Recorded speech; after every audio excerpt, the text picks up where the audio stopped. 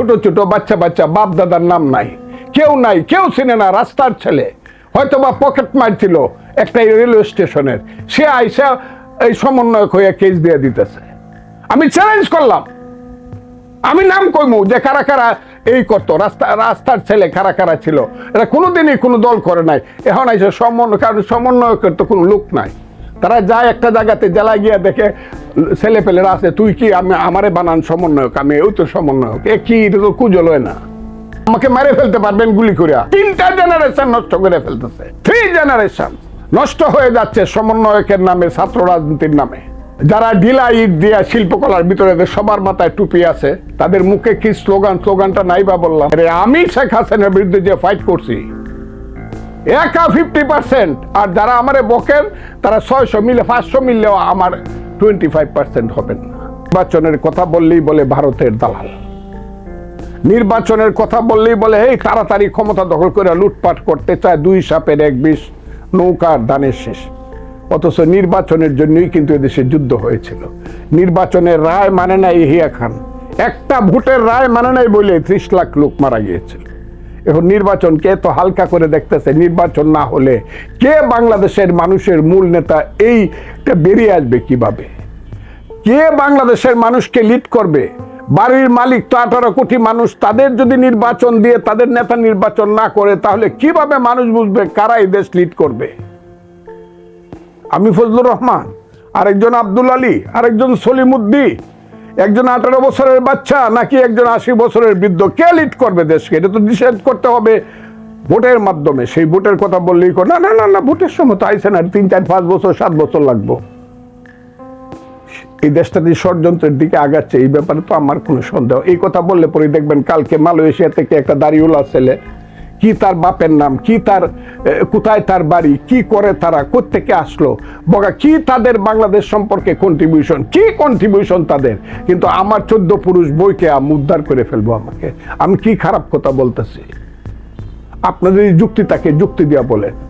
আমি তো বলি জামাত একটা রাজনৈতিক দল, সেই ইসলামী রাজনীতিতে বিশ্বাস করে, বলে যে কোরআনের শাসন কায়েম করবে। জামাত এক সময় স্লোগান দিত, আল্লাহ আমাদের প্রভু, রাসূল আমাদের নেতা, কোরআন আমাদের সংবিধান, জেহাদ আমাদের পথ। এই তো জামাত। হ্যাঁ, তাদের এই পথ যদি মানুষ সমর্থন করে, ভোটের মাধ্যমে তারা আসবে, মানুষ যদি তাদেরকে ভোট দেয়, তারা দেশের রাষ্ট্র ক্ষমতা দখল করবে, আমরা তাদেরকে মেনে নিব। কিন্তু এর অর্থ এই না আমি যদি মুক্তিযুদ্ধের কথা বলার সঙ্গে সঙ্গে আমাকে বকাবকি করবে। আমাকে যে বকাবকি করেছে, আমি কি খারাপ কথা বলছি? এই দেশের আলেম উলামাকে তো সারা জীবন আমি শ্রদ্ধা করা মানুষ। আমরা দেখতেছি না বাংলাদেশের ইসলাম? আপনারা কোন মৌলানা সাহেব কারে বকাবকি করতেছেন? কাল দিনের আগে পরশু দিনই তো আপনারা জামাত ইসলামকে, ওই যে ইসলামী আন্দোলনের নেতারা বলছে এরা কিসের ইসলাম, এরা ইসলাম হইলে দেশে ইসলাম থাকবে না।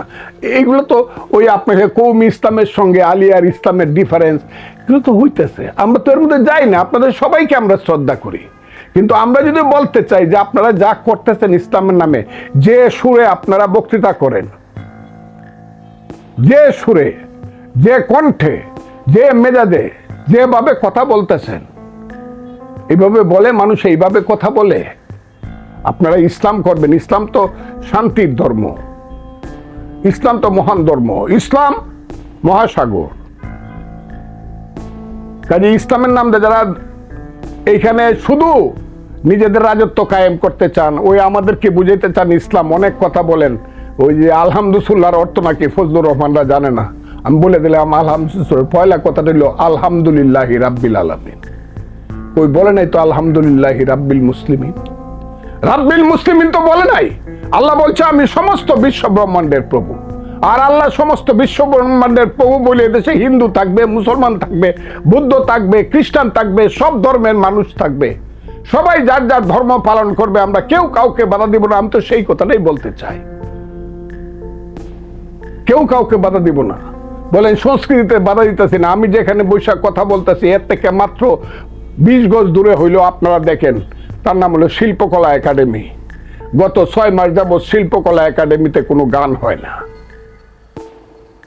কেন নাটক হয় না? কেন গান নাটক হয় না? গান নাটক না হলে সংস্কৃতি কিসের?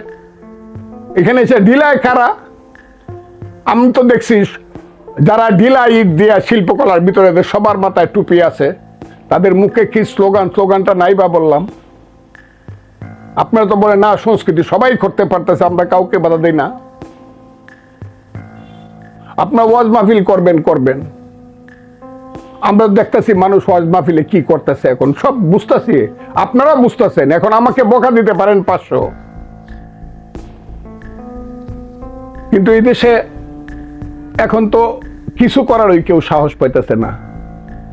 কেন যাত্রা গান হচ্ছে না, বাউল গান হচ্ছে না, লালনের গান হচ্ছে না, এখানে নাটক হচ্ছে না, কিছুই হচ্ছে না। গ্রাম অঞ্চল তো সবকিছু বন্ধ হয়ে আছে, অন্ধকার দেশ। আমরা কি শেখ হাসিনাকে এই দেশ থেকে তারাই শিখিয়ে এর চেয়ে আরো খারাপ শাসন ব্যবস্থা করার জন্য? শেখ হাসিনা মৌলানা মৌলভী সাহেবরা দেখতে পারতো না, ঠিক আছে, দেখতে পারতো না।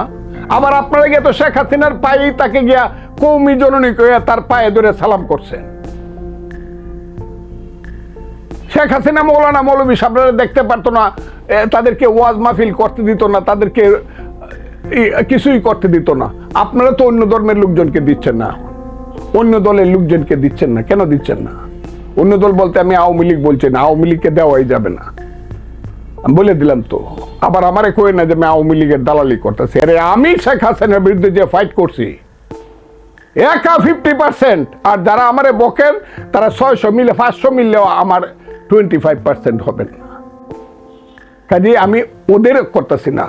এই দেশে গণতন্ত্র আসুক, আপনারা যদি বলেন ইসলাম আসুক, আমার কোনো আপত্তি নেই, ভোটে আসেন।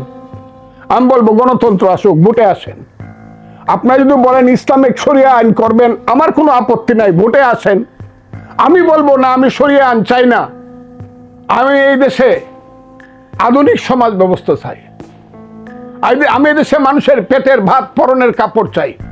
আমি এই দেশে 5 বছর পরে পরে একটা মানুষ তার ভোট দেয়া তার বাড়ির পাহারাদার রাখবে, সেই ধরনের গণতন্ত্র চাই, সঠিক ভোট হবে। আপনারা করেন, আপনারা যদি ইসলামের পক্ষে মানুষ ভোট দেয় সেলিউট, আপনারা শাসনতন্ত্র করেন। আর যদি আমার পক্ষে মানুষ ভোট দেয়, তাহলে আপনারা 72 সনের সংবিধান বদল করার মতো চিন্তা করেন। কি করিয়া? এটা 30 লক্ষ লোকের রক্তের উপর দিয়ে 72-এর সংবিধান আসছে। কোত্থেকে কোন বেটারে আনছেন? আমেরিকা থাকে 40 বছর যাবত, বাপদাদার নাম নাই, সানমল্লের বিয়ে। বাপদাদা, আবারও বললাম, বাপদাদার নাম নাই, সানমল্লের বিয়ে। ওই বেটা আমেরিকান নাগরিক, তাকে দিয়ে আইসা আমার সংবিধানের 3টা স্তম্ভ, 3টা মূলনীতি কেটে দিলেন। সাহস তো কম না? আচ্ছা, দেখা যাবে তো, দেখা যাবে তো মানুষের রক্তের উপরে এত বড় বেঈমানি মানুষ সহ্য করে কিনা, দেখা যাবে। আমাকে মেরে ফেলতে পারবেন গুলি করিয়া, কিন্তু আমি যে কথাগুলো বলে গেলাম, মানুষকে বলে গেলাম যে মুক্তিযুদ্ধের বড় দুর্দিন। আপনাদের আমি হাত জোর করে বলি, বাঙালি আপনারা, বাংলাদেশের মানুষ, 18 কোটি মানুষ, আপনারা সজাগ হন। এটা আফগানিস্তান না, এটা ইরান না, সিরিয়া না, ইরাক না, এটা তুরস্ক না, এটা বাংলাদেশ। আমরা 1000 বছর যাবত পদ্মা, মেঘনা, যমুনা পারের মানুষ, সিন্ধু পারের মানুষ।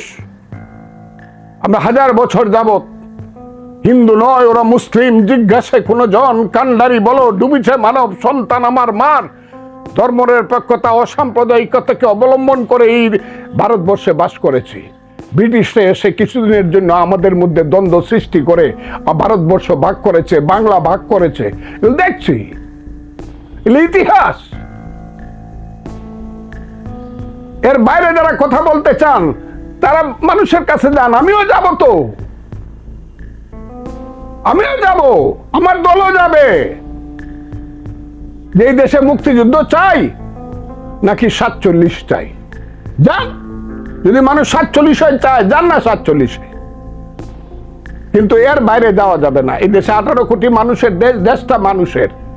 এই মানুষ তার বাড়িতে কাকে পাহারাদার রাখবে সেটা তারা ঠিক করবে ইলেকশনের মধ্য দিয়ে। আমি সেই জিনিসটা, এবং সেই ইলেকশনটা খুব দ্রুত হইতে হবে। ও ইলেকশন দিবেন না, খুব মুরুলি বাজা খাইবেন, হ্যাঁ? আসিলেন এরকম টিংটিঙ্গিয়া, 45 কেজি ওজন ছিল, এখন ওজন হয়েছে 85 কেজি। গালের উপরে গাল উঠছে, টকটকে আপেলের মতো গালের রং দেখা যায়। 4 কোটি টাকার দামের গাড়ি দৌড়ান, মজা করেন বাংলাদেশের মানুষকে নিয়ে, সারা দেশ শেষ করে দিচ্ছেন। কিসের নামে? সমন্বয়কের নামে। সারা দেশ প্রতিদিন বাংলাদেশে শত শত মিথ্যা মামলা হচ্ছে। এখন আর আওয়ামী লীগের বিরুদ্ধে তেমন মামলা হয় না, এখন শুধু টাকার জন্য মামলা হয়। প্রশাসন আর সেই সব সমন্বয়করা মিলে শুধু টাকা রোজগার করার জন্য মিথ্যা মামলা করতেছে। দেশটা এটা হয়ে গেছে জাহান্নাম, কারো মনে কোনো শান্তি নাই।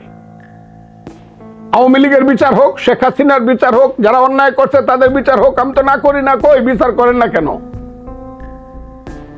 করেন না কেন? করে, কিন্তু সবার নামে বাপ দাদা 14 গোষ্ঠী মরে গেছে গা, তারও আসামি করবেন। বিএনপি করে 15 বছর 20 বছর 30 বছর, তাকেও আসামি করতেছেন। মেয়র ছিল, সেও আসামি, বিএনপির মেয়র। এইরকম হচ্ছে এই দেশে পরস্পরের বিরুদ্ধে। এই যে কালকে দেখলাম আইনমন্ত্রী, আয় রে জনাব আসিফ নজরুল, আয় রে জনাব আসিফ নজরুল, এই দিন দিন না আরো দিন আছে। কি উত্তর দিবেন জানেন আপনি? দেখলাম কালকে বলছেন যে মিথ্যা কেস যত হয়েছে সব কেসগুলা ব্যাপারে আমরা খোঁজ খবর নিব, হইলে পরে সব উইথড্র হবে। করেন না কেন? দেশ তো শেষ হয়ে যাচ্ছে শুধু মিথ্যা কেসের জ্বালায়, মিথ্যা মামলার জ্বালায় শেষ হয়ে যাচ্ছে। আর ছোট ছোট বাচ্চা বাচ্চা, বাপ দাদার নাম নাই, কেউ নাই, কেউ চিনে না। রাস্তার ছেলে হয়তো বা পকেট মারছিল একটা রেলওয়ে স্টেশনের, সে আইসা এই সমন্বয়ক হয়ে কেস দিয়ে দিতেছে। আমি চ্যালেঞ্জ করলাম, আমি নাম কইমু যে কারা কারা এই করতো, রাস্তার ছেলে কারা কারা ছিল। এরা কোনোদিনই কোনো দল করে নাই। এখন আইসে কারণ সমন্বয়কের তো কোনো লোক নাই। তারা যায় একটা জায়গাতে, জেলায় গিয়ে দেখে ছেলে পেলেরা আছে, তুই কি আমারে বানান সমন্বয়ক, আমি ওই তো সমন্বয়ক। এ কি, এটা তো কুজল হয় না। সব জায়গাতে মিথ্যা কেস হচ্ছে। আমি তাই বলছি, এই দেশটা তো জাহান্নাম হয়ে গেছে। এখান থেকে তো উত্তরণ দরকার, মুক্তি পাওয়া দরকার।